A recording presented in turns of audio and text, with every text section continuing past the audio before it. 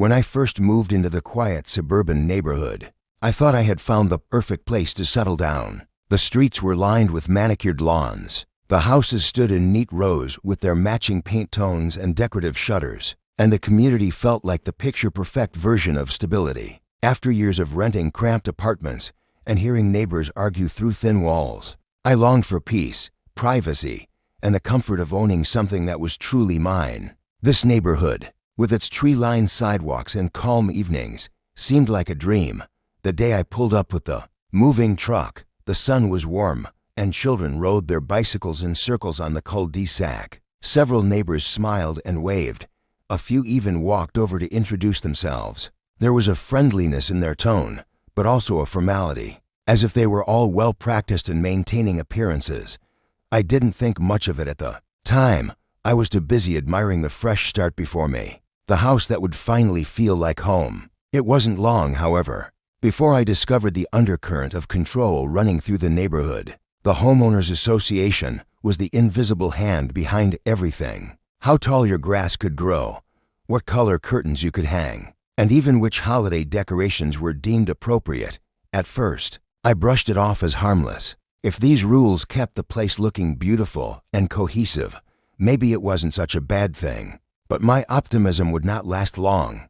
The HOA president was a woman named Karen, a figure who seemed to exist everywhere at once. She was always walking the streets with her clipboard, scrutinizing details others would never notice. A slightly tilted mailbox, a car parked too close to the curb, a trash bin left out an hour past collection time. She embodied authority, not because anyone truly respected her, but because she thrived on fear and compliance. Her presence hung over the neighborhood like a storm cloud waiting to break. I noticed her the very first week after moving in. While I unpacked boxes and tried to make my house feel less empty, she appeared at the edge of my driveway, watching silently. She didn't wave like the others had. Instead, her eyes scanned every detail of my property, as though cataloging infractions that didn't yet exist. There was something unsettling about her gaze. It wasn't neighborly curiosity, it was suspicion, the kind that assumes guilt before innocence. At first, I tried to keep my head down. I trimmed the lawn, parked exactly within the painted lines of my driveway, and ensured the recycling bins were taken in on time. But with someone like Karen, perfection was never enough. She thrived on finding flaws, and when none were visible, she seemed determined to invent them. The first letter came just 2 weeks after I settled in.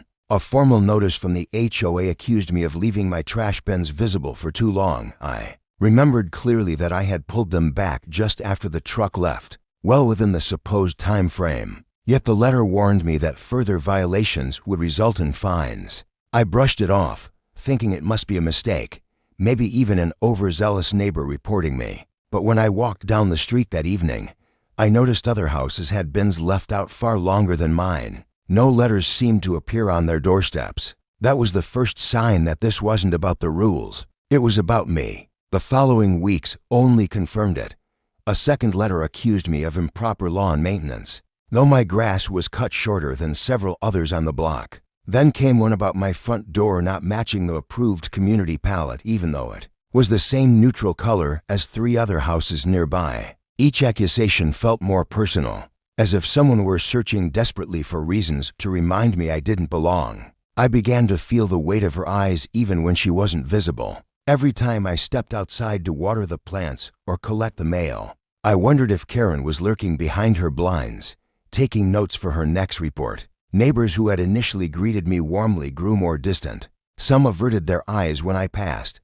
Others gave me polite but clipped responses, as though wary of being associated with me. It became clear that Karen held sway not just over the rules, but over the perception of anyone who dared to defy her. Still, I tried to adapt. I adjusted, complied, and bent myself into the shape she demanded. Yet no matter how closely I followed the regulations, the letters kept coming. Each one felt like a reminder that this wasn't a misunderstanding, it was a campaign. A campaign designed to drive me out, to make me feel unwelcome in the very home I had worked so hard to earn. I couldn't understand why. I had barely spoken to her, had done nothing to provoke her, and had tried everything to avoid conflict. But it became obvious that her issue wasn't with what I had done. It was with who I was, an outsider in a neighborhood where she wanted total control. What had started as a dream was unraveling into a nightmare. My home, once a symbol of freedom and stability, was becoming a battlefield. And Karen, with her clipboard and her cold stare, was the general leading the attack. Yet, as much as she wanted to break me, something inside me resisted. I had fought too hard to own this place, sacrificed too much to walk away because of one person's obsession with power. I didn't know how yet, but I knew one thing with certainty. If Karen wanted war, she had just declared it on the wrong person. And so, while the neighborhood fell asleep under its neat, orderly silence, I lay awake, staring at the ceiling, planning. The HOA had its rules, Karen had her influence, but I had something they didn't expect: resolve, and the willingness to push back harder than anyone thought possible. The first battle had been hers, but the war was only beginning. The weeks that followed only deepened the sense that I had been targeted. Each day felt like a test, and no matter how careful I was, I failed in Karen's eyes. Where others in the neighborhood seemed to glide along under her watch, I was singled out. My every action scrutinized and documented. The letters became relentless. They appeared folded neatly in official HOA envelopes, slipped under my door or taped to my mailbox like warnings from an unyielding overseer. Each one carried an accusation, phrased in sterile language but heavy with malice. The fines grew steeper, the threats of legal action more severe. What had started as a nuisance was becoming an oppressive force that pressed against me. From all sides, I could almost picture her in her home, surrounded by neatly stacked files, each one marked with the names of those she kept under control. My file must have been the thickest, filled with exaggerated reports, photographs of imagined infractions, and her own self-righteous notes. The thought of her gloating over it, of her feeling victorious each time another letter was sent, fueled a quiet anger inside me. What disturbed me more than the letters were the whispers. Neighbors who once smiled now crossed the street when they saw me. Conversations halted when I approached. The warmth that had greeted me upon my arrival had curdled into suspicion. Karen's reach extended beyond the paper notices. She was shaping how others saw me, painting me as reckless, irresponsible, or unwilling to follow the rules everyone else supposedly lived by. The isolation was sharp.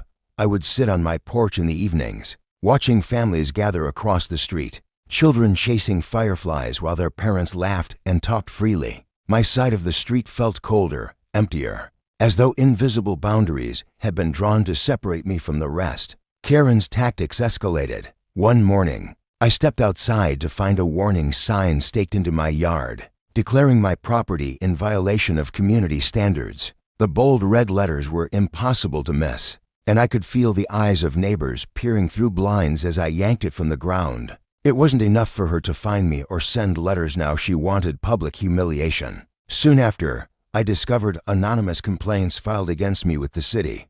Baseless accusations about noise violations, unsafe construction, and improper disposal of waste. Each one required my time, my effort, and my patience to disprove. It became clear that Karen wasn't just using the HOA rules against me. She was weaponizing the entire system, pulling every lever of authority available to her. The constant pressure began to take its toll. I found myself second-guessing simple decisions, worrying over the smallest details, and lying awake at night anticipating her next move. My home no longer felt safe. It felt like a cage, a place where every action was monitored and every mistake amplified. Yet amidst the frustration, a new clarity formed. Karen's campaign wasn't about protecting the neighborhood or enforcing rules. It was about power, about feeding the sense of control she craved. And she had chosen me as her target because she believed I was vulnerable, that I would eventually give in or move out, leaving her victorious once again. But what she failed to see was that her relentless pursuit was awakening something in me, a resolve that had been dormant until now. I realized I couldn't keep playing defense, constantly reacting to her provocations. If I wanted to survive this, if I wanted to reclaim my home and my peace, I needed to change the game entirely. The opportunity presented itself one afternoon when I came across a discarded binder of HOA documents at a neighborhood yard sale. Inside were meeting minutes, financial records, and correspondence that painted a picture of how the association was run. As I flipped through the pages, I noticed inconsistencies, strange allocations of funds, and decisions made without proper approval. It was a small crack in the foundation, but enough to suggest there might be more beneath the surface. Curiosity turned to determination. I began attending HOA meetings, sitting quietly at the back while Karen presided over the room with her clipped tone and sharp glare. I listened, observed, and took notes of my own. While most homeowners seemed disengaged, trusting Karen to handle the details, I could see the patterns forming. She wasn't just enforcing rules, she was manipulating them, bending them to suit her agenda.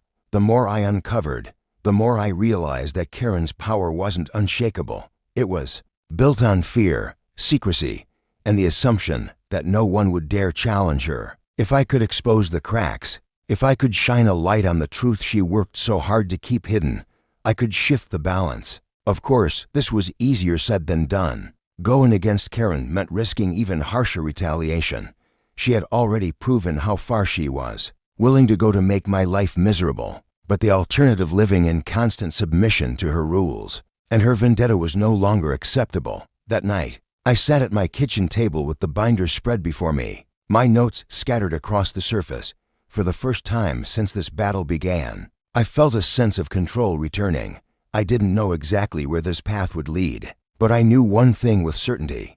Karen had escalated the war, and now I would escalate my resistance. The house was quiet, the neighborhood still under her spell, but beneath the silence, a storm was forming, one that would test every boundary, every alliance, and every ounce of willpower I had. Karen had declared war on me. Now I was ready to fight back.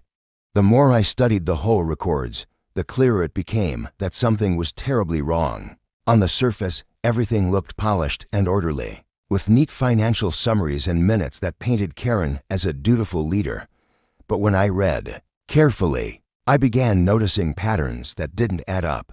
Funds marked for community improvements disappeared into vague line items. Projects were approved in meetings that, according to attendance logs, had barely any quorum. Some signatures were missing, while others looked suspiciously alike, as if written by the same hand. This was more than just sloppiness, it was manipulation. I started piecing together timelines, cross-referencing letters, invoices, and receipts. What emerged was a shadow version of the HOA, one where Karen seemed to funnel resources toward pet projects, reward loyal neighbors with leniency, and punish those who questioned her authority. It was a system designed not for fairness, but for control. The realization shook me. My fines, my notices, my humiliation. It wasn't about rules at all. It was about keeping me in my place, about proving she could crush dissent before it even began. I had become her example, the scapegoat she used to remind everyone else what happened when you dared to push back. But as dangerous as her power was, it had a weakness. Power built on secrecy could crumble when exposed to the light. I began documenting everything. I photographed letters, copied records, and highlighted inconsistencies. Each discovery fueled me further, a breadcrumb trail leading to something larger. The more I uncovered, the less afraid I felt. Fear was slowly transforming into strategy. Meanwhile, Karen intensified her attacks. Notices now arrived almost daily, each one more aggressive than the last. She claimed my porch furniture wasn't community compliant, that the shade of mulch in my garden was unauthorized, even that my dog's bark constituted a violation of noise standards. Neighbors watched silently as I dragged bags of mulch into the garage, as I measured and remeasured the placement of chairs, as I walked my dog only at odd hours to avoid complaints. It was exhausting, but I refused to give her the satisfaction of seeing me break. Then came the turning point. At a routine HOA meeting, Karen unveiled a new proposal, a special assessment that would require each homeowner to contribute an additional sum for community beautification. Most attendees nodded without question, weary of the tedious details and eager to get home. But as I sat at the back, I couldn't ignore the numbers. The amount she demanded was far more than what was needed for the listed projects. And when I cross-checked with the binder I'd found, I realized this wasn't the first time such an assessment had been levied. The money was vanishing, hidden under vague language and half-truths. As Karen rattled through the agenda, I felt the weight of my discovery pressing on me. Here was proof that her reign wasn't just about harassment, it was about self-interest, about exploiting the trust of the entire community. But exposing her wouldn't be simple. She had woven herself into the fabric of the neighborhood's routine. People were tired, complacent, and afraid of her wrath. To challenge her, I needed more than evidence. I needed allies. The problem was, allies were scarce. Most neighbors avoided me, unwilling to risk Karen's disfavor. I could see it in their eyes during meetings, the reluctance to speak, the subtle glances toward her before anyone dared raise a question. They weren't blind to her abuse, they were simply too afraid to confront it. So, I waited. I listened for cracks in her armor, and eventually, I found them, late one evening. As I walked my dog along the quiet street, I overheard two neighbors whispering behind a hedge. They spoke of frustration, of fines that felt unfair, of repairs demanded without reason. Their voices carried the same resentment I felt, but buried beneath layers of caution. It was clear Karen's tyranny wasn't limited to me. She had built enemies in silence, people who, like me, had endured her control but never dared to resist openly. That realization sparked an idea. If I could bring these hidden voices together, if I could show them the evidence of her corruption, we might have the strength to confront her collectively. One person could be dismissed as a troublemaker, but a group, armed with proof, Karen couldn't silence that so easily. The plan began forming in my mind. I would compile a dossier, a collection of everything I had uncovered. I would approach those neighbors quietly, away from Karen's watchful eyes, and plant the seeds of doubt. And when the time was right, I would rally them, not just to defend myself, but to challenge Karen's stranglehold over the entire HOA. Of course, this path came with risk. If Karen caught even a hint of what I was planning, her retaliation would be swift and merciless. She had already shown her willingness to drag me through every possible humiliation. I had no doubt she would escalate further if she sensed her power slipping. But the alternative, remaining silent, enduring her harassment indefinitely, was worse. My home was worth fighting for. My dignity was worth reclaiming. And the neighborhood deserved better than a tyrant masquerading as a leader. That night, I spread the documents across my table once again, arranging them into a story that revealed the truth. It wasn't just my fight anymore. It was the community's. And soon, they would see the Karen they had feared for so long not as an untouchable authority, but as the fraud she truly was. The war had entered a new phase. The evidence was in my hands. Allies were waiting in the shadows. All that remained was to bring them into the light. The days that followed were filled with cautious steps and whispered conversations. I knew I couldn't march into the next HOA meeting waving accusations without backup. Karen's grip on the neighborhood was too strong, and alone, I would be dismissed or worse, painted as the very troublemaker she had been describing all along. If I wanted to bring her down, I needed to build something she had never anticipated: resistance. It started small. I approached the two neighbors I had overheard that night. Under the cover of casual conversation, I gently nudged them toward revealing more. Their guarded expressions relaxed only when I hinted that they weren't the only ones who had suffered under Karen's rule. Once I shared a few of my own experiences, they opened up in return. They spoke of fines for minor landscaping issues, letters threatening legal action for trivial matters, and even sudden changes in HOA dues with no explanation. I could see the frustration simmering in their eyes, the same quiet anger I had carried for months. When I showed them the documents I had collected, their disbelief quickly turned into outrage. It was the first spark of something larger, a realization that Karen's authority wasn't absolute, and that together we could fight back. Encouraged, I reached out to others. Some were hesitant, their fear of retaliation too strong, but others leaned closer when I whispered, their voices trembling with stories of their own harassment. One man revealed how Karen had forced him to repaint his fence 3 times, each time claiming the color was incorrect. A woman spoke of being fined for hosting a family gathering in her backyard, accused of creating unapproved disturbances. These weren't isolated grievances. They were a pattern, a web of control spun carefully by Karen, designed to keep everyone submissive. Slowly, the circle grew. Quietly, cautiously, we met in living rooms and backyards, away from prying eyes. Each gathering felt risky, as though Karen might appear at any moment with her clipboard in hand. But the risk bonded us. For the first time, People were sharing their burdens openly, realizing they weren't alone in their struggles. The fear that had kept us isolated was dissolving into solidarity. I became the keeper of the evidence. I organized files, cross-referenced complaints, and created a timeline of Karen's abuses. Each story I documented was another thread woven into the tapestry of her corruption. When laid out together, it was undeniable. She wasn't protecting the neighborhood. She was exploiting it. Yet, even as our resistance grew, Karen's shadow loomed. She must have sensed the shift, because her scrutiny intensified. Letters arrived not only at my house, but at the homes of those I had spoken to. Fines multiplied. One neighbor discovered their car keyed after a meeting. Though no one dared accuse her directly, the air in the neighborhood grew thick with tension. Each day carrying the weight of unspoken conflict, it was clear Karen suspected something. But suspicion was not proof, and proof was what I held. As our group met more frequently, we debated how to act.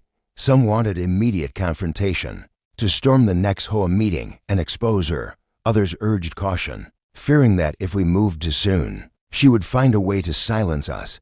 I listened to both sides, weighing the urgency against the danger. In the end, I proposed a plan. We would continue gathering evidence, but we would also prepare for a decisive strike, a public confrontation at an HOA meeting, where Karen couldn't hide behind secrecy or manipulate the narrative. We would present the financial discrepancies, the forged signatures, the testimonies of mistreated neighbors. It would be her word against the collective voice of the community. And if enough people saw the truth, her reign would collapse. The group agreed, though not without hesitation. We set a date, the next major HOA meeting, where attendance would be high due to the new assessment she was pushing. It was the perfect stage, the moment when the neighborhood's patience would already be thin. In the weeks leading up to it, I felt the pressure mounting. Karen continued her harassment, but now it only fueled my determination. Each letter, each threat, each petty accusation reminded me why this fight mattered.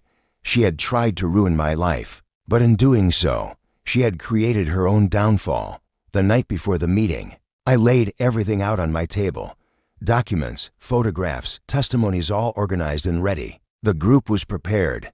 The evidence was undeniable, and the timing was perfect. Still, I couldn't shake the sense of unease.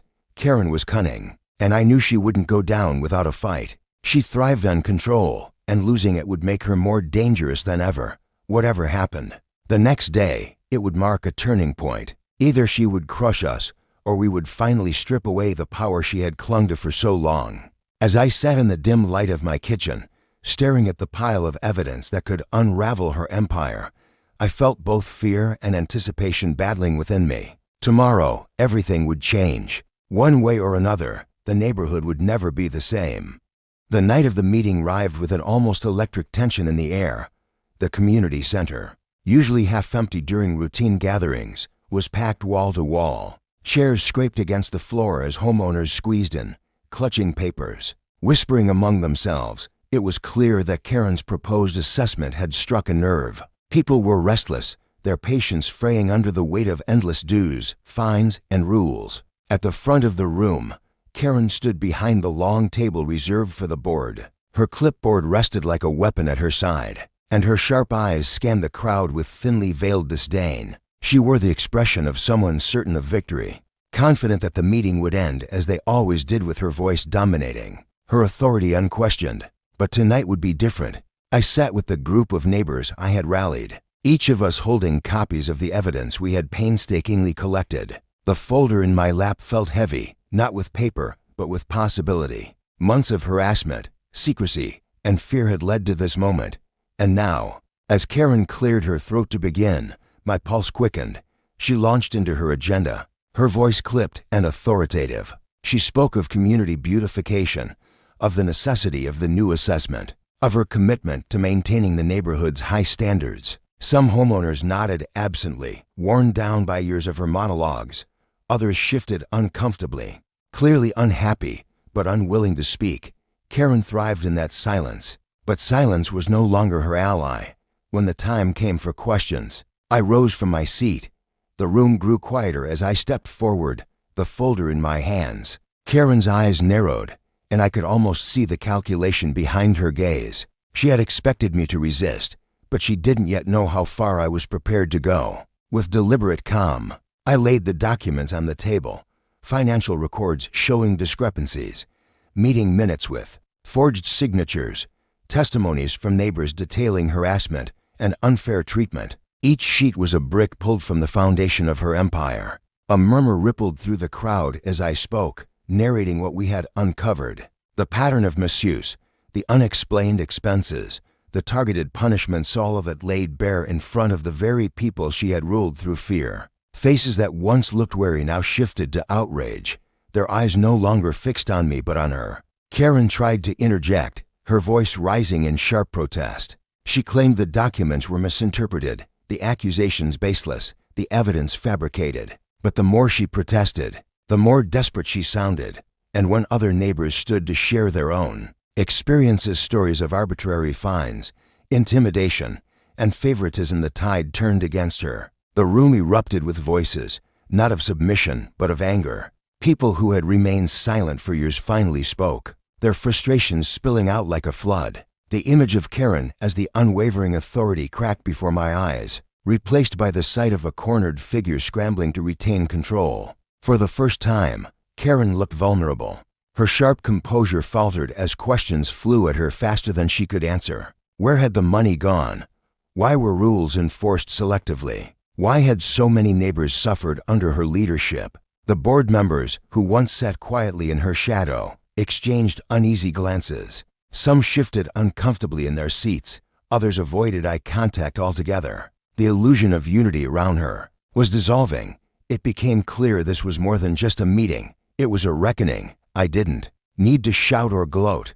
The evidence spoke for itself. The voices of the community, once silenced by fear, now rose together in defiance. Karen, who had ruled with intimidation and control, was being undone by the very people she had underestimated. By the time the meeting adjourned, the momentum had shifted irreversibly. A motion was raised for a formal audit of the HOA's finances. Another motion called for a vote of no confidence in Karen's leadership. Both were met with overwhelming support. The very foundation of her power, the trust she had manipulated, and the fear she had cultivated was crumbling. As the crowd dispersed, the air buzzed with a strange mix of relief and excitement.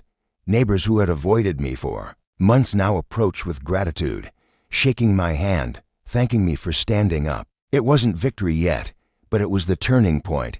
Karen remained at the front, her clipboard clutched tightly in her hand, her face pale with fury. She didn't look at me as I walked past, but I could feel the hatred radiating from her. This wasn't over. She would fight tooth and nail to claw back the control she had lost tonight. But the balance had shifted. The fear that once silenced the neighborhood was gone, replaced by resolve. Karen had ruled unchecked for too long, and now the community had seen her for what she truly was. As I stepped into the cool night air, I knew the final battle was still ahead. Karen wouldn't surrender quietly, but for the first time, I didn't feel alone. I wasn't just defending myself anymore. I was leading a movement, and together, we would ensure she could never wield her power unchecked again. In the days after the explosive HOA meeting, the neighborhood seemed to breathe differently. Where once there had been silence and compliance, now there was conversation and cautious hope. People gathered in driveways, exchanging stories that had long been whispered only behind closed doors. The illusion of Karen's absolute control had been shattered, and in its place was a growing determination to reclaim the community for themselves. But Karen was not finished. True to form, she struck back with ferocity. Letters poured out again, not just to me but to anyone who had dared speak against her. Fines doubled overnight. Threats of legal action filled mailboxes. She called emergency meetings, rallied her loyalists, and painted herself as the victim of a smear campaign. Her fury was relentless, her desperation palpable. Yet the harder she fought, the more transparent her motives became. Neighbors who had once cowered under her glare now rolled their eyes at her antics. The narrative had changed, and no amount of bluster could restore the fear she had wielded for so long. The evidence we had gathered continued to circulate, fueling distrust. The audit moved forward, each new revelation pulling the rug further from under her feet. Then, the breaking point arrived. the independent auditor presented the findings at a special community meeting. The room was packed once more, the tension as heavy as the first showdown. Page after page detailed mismanagement, unexplained withdrawals, and unauthorized expenses. Thousands of dollars that should have gone to neighborhood maintenance had simply vanished. And at the center of it all was Karen, her face drained of color as the report was read aloud. The once confident president, who had wielded her clipboard like a scepter, now looked small, cornered, and powerless. Neighbors who had feared her wrath now stared at her with open contempt. The motion to remove her was swift. Hands rose across the room. Voices united in a way I had never thought possible when I first moved here. The vote passed with overwhelming support. Karen was stripped of her title, her authority crumbling in an instant. For the first time since I had arrived, the community stood together, not in fear, but in triumph. Karen stormed out of the room, her footsteps echoing with fury, but her reign was over. She could send no more letters, impose no more fines, dictate no more arbitrary rules. Her empire of intimidation had collapsed under the weight of her own corruption. In the weeks that followed, the neighborhood transformed. Without Karen's iron grip, people began to live more freely. Conversations flowed more easily. Laughter returned to porches, and the constant undercurrent of